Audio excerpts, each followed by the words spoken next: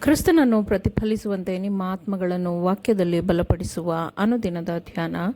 ಇಂದಿನ ಧ್ಯಾನದ ಶೀರ್ಷಿಕೆ, ಒಂದು ಆತ್ಮವನ್ನು ನಾವು ಪರಲೋಕದ ಸಂಪರ್ಕಕ್ಕೆ ತರಬಹುದು. ಈ ದಿನದ ದೇವರ ವಾಕ್ಯ, ಹಾಗೆಯೇ ಕರ್ತನು ನಮಗೆ ಅಪ್ಪಣೆ ಕೊಟ್ಟಿದ್ದಾನೆ. ಹೇಗೆಂದರೆ, ನೀನು ಲೋಕದ ಕಟ್ಟಕಡೆಯವರೆಗೆ ರಕ್ಷಕನಾಗಿರುವಂತೆ ನಿನ್ನನ್ನು ಅನ್ಯಜನಾಂಗಗಳಿಗೂ ಬೆಳಕನ್ನಾಗಿ ನೇಮಿಸಿದ್ದೇನೆ ಎಂದು ದೇವರು ಹೇಳಿದ್ದಾನೆ ಅಂದರು. ಅಪೊಸ್ತಲರ ಕೃತ್ಯಗಳು 13ನೆಯ ಅಧ್ಯಾಯ 47ನೆಯ ವಚನ. ಕ್ರೈಸ್ತರೆಂದು ಹೇಳಿಕೊಳ್ಳುವ ಅನೇಕರು ಅಂತ್ಯಕಾಲದ ಬೆಂಕಿಯು ನಾಶ ಮಾಡುವಂತಹ ಮರ, ಹುಲ್ಲು ಮತ್ತು ಕಡ್ಡಿಗಳನ್ನು ಕ್ರೈಸ್ತ ಅಸ್ಥಿವಾರದ ಮೇಲೆ ಇಡುತ್ತಿದ್ದಾರೆ.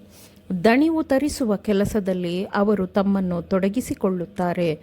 ಸುವರ್ಣವಾದ ಸಮಯವನ್ನು ಕಸಿದುಕೊಳ್ಳುವಂತಹ ಕೆಲಸವನ್ನು ಮಾಡುತ್ತಾರೆ.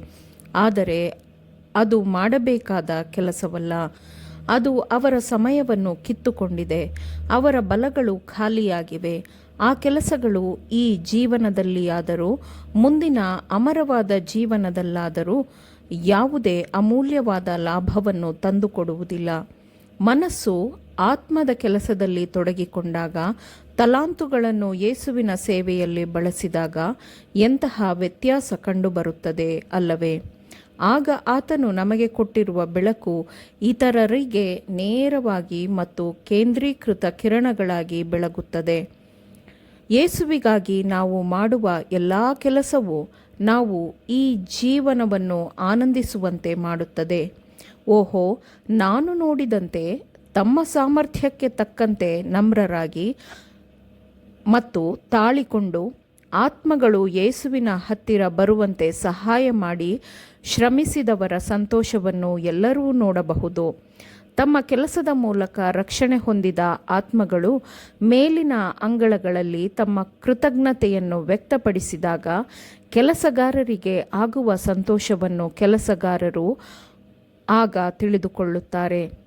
ತಮ್ಮ ರಕ್ಷಣೆಗಾಗಿ ನೇಮಿಸಲ್ಪಟ್ಟ ಮಾನವ ಕಾರ್ಯಭಾರಿಗಳಿಗೆ ರಕ್ಷಣೆ ಹೊಂದಿದವರು ಕೃತಜ್ಞತೆಯ ಮಹಾಪೂರವನ್ನು ಹರಿಸುವಾಗ ಒಬ್ಬನೇ ರಕ್ಷಕನೆಂದು ಕ್ರಿಸ್ತನು ಮಹಿಮೆ ಹೊಂದುತ್ತಾನೆ. ನಾನು ನನ್ನ ವಿಮೋಚಕನಿಗೆ ಅವಮಾನ ಮಾಡಿ ಅವನನ್ನು ನೋಯಿಸಿದ್ದೇನೆ, ಅವನಿಗೆ ಅಪಚಾರ ಮಾಡಿದ್ದೇನೆ. ನೀವು ನನ್ನ ಆತ್ಮದ ಮೇಲೆ ಪ್ರೀತಿಯನ್ನು ವ್ಯಕ್ತಪಡಿಸಿದ್ದೀರಿ. ನೀವು ನನಗೆ ದೇವರ ವಾಕ್ಯವನ್ನು ತೆರೆದಿದ್ದೀರಿ. ನಾನು ವಿನಾಶದ ಅಂಚಿನಲ್ಲಿದ್ದೆ. ನಿಮ್ಮ ಪ್ರಾರ್ಥನೆಗಳು, ನಿಮ್ಮ ಕಣ್ಣೀರಿನ ಪ್ರಾರ್ಥನೆಗಳು, ನಿಮ್ಮ ಶ್ರದ್ಧೆಯ ಆಸಕ್ತಿ ನನ್ನನ್ನು ಸೆಳೆಯಿತು. ನೀವು ಸತ್ಯವನ್ನು ಹೊಂದಿಕೊಂಡಿರಬೇಕು, ಅಥವಾ ನೀವು ಇತರರ ವಿಮೋಚನೆಗಾಗಿ ಇಷ್ಟೊಂದು ಆಸಕ್ತಿಯನ್ನು ತೋರಿಸುತ್ತಿರಲಿಲ್ಲ ಎಂದು ನಾನು ಯೋಚಿಸಿದೆ. ನನಗಾಗಿ ನಾನು ದೇವರ ವಾಕ್ಯವನ್ನು ಓದಿದೆ ಮತ್ತು ನೀವು ನನಗೆ ಹೇಳಿದ ವಿಷಯವೆಲ್ಲವೂ ಸತ್ಯವೆಂದು ಕಂಡುಕೊಂಡೆ.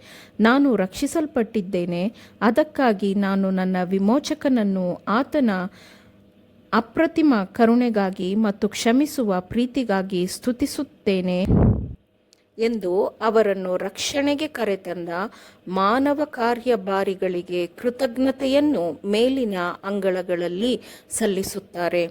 ಒಬ್ಬರು ತಾವು ಬಹಳ ಕಡಿಮೆಯನ್ನು ಮಾತ್ರ ಮಾಡಬಲ್ಲೆವು ಎಂದು ಭಾವಿಸುವವರು ಆ ಸಣ್ಣದನ್ನು ಮಾಡಲು ಪ್ರತಿಯೊಂದು ಅವಕಾಶವನ್ನು ಬಳಸಿಕೊಳ್ಳಬೇಕು.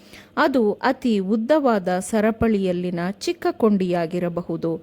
ಇತರ ಪ್ರಭಾವಗಳಿಂದ ಬೇರ್ಪಟ್ಟಾಗ ಅದು ಕಡಿಮೆ ಮೌಲ್ಯದ್ದಾಗಿ ಕಾಣಿಸಬಹುದು. ಆದರೆ ಸನ್ನಿವೇಶಗಳ ದೇವರ ಮಹಾ ಸರಪಳಿಯಲ್ಲಿ ಅದು ಆತ್ಮವನ್ನು ಪರಲೋಕಕ್ಕೆ ಸಂಪರ್ಕಿಸುವ ಕೊಂಡಿಯಾಗಿರಬಹುದು. ಬಯಸಿದರೆ ಎಲ್ಲರೂ ಏನನ್ನಾದರೂ ಮಾಡಬಹುದು. ಆದರೆ ಮಾನವ ಪ್ರಯತ್ನದ ಮಿತಿಯನ್ನು ಮೀರುವವರೆಗೆ ನಾವು ಉಳಿಸಿರಬಹುದಾದ ಆತ್ಮಗಳಿಗೆ ನಾವು ಏನನ್ನು ಮಾಡಬಹುದಿತ್ತೋ ಅದನ್ನು ಅನೇಕ ಬಾರಿ ತಡೆಯಲು ಸ್ವಾರ್ಥವು ಅನುವು ಮಾಡಿಕೊಡುತ್ತದೆ. ಪ್ರಿಯ ಸಹೋದರ ಸಹೋದರಿಯರೇ, ನಿಮಗೆ ದೈವಿಕ ಜ್ಞಾನೋದಯದ ಅಗತ್ಯವಿದೆ. ನಿಮ್ಮ ರಕ್ಷಕನೊಂದಿಗೆ ನೀವು ಹೊಂದಿರಬೇಕಾದಷ್ಟು ನಿಕಟವಾದ ಸಂಪರ್ಕವನ್ನು ಹೊಂದಿದ್ದರೆ ನಿಮ್ಮ ಜೊತೆಯವರನ್ನು ರಕ್ಷಿಸುವ ನಿಮ್ಮ ವೈಯಕ್ತಿಕವಾದ ಶ್ರದ್ಧೆಯ ದೃಢ ನಿಶ್ಚಯದ ಪ್ರಯತ್ನಗಳನ್ನು ನೀವು ಮಾಡಲೆಂದು ನಿಮ್ಮನ್ನು ನಡೆಸಲಾಗುತ್ತದೆ. ದೇವಜನರ ಭವಿಷ್ಯವು ವರ್ತಮಾನದಲ್ಲಿದೆ. ಆಮೇನ್. ದೇವರ ವಾಕ್ಯಗಳನ್ನು ಶ್ರದ್ಧೆಯಿಂದ ಆಲಿಸುವವರು ಮಾತ್ರವೇ ಆಗಿರದೆ ಪಾಲಿಸುವವರೂ ಆಗಬೇಕೆಂದು ನಿಮ್ಮನ್ನು ಉತ್ತೇಜಿಸುತ್ತೇನೆ. ಪರಿಶುದ್ಧಾತ್ಮನ ಸಹಾಯದಿಂದ ಆಲಿಸಿದ ನಿಮ್ಮೆಲ್ಲರಿಗೂ ಧನ್ಯವಾದಗಳು. ಮತ್ತೆ ದೈನಂದಿನ ಧ್ಯಾನಕ್ಕಾಗಿ ನಾಳೆ ಸಂಧಿಸೋಣ. ಆಮೇನ್.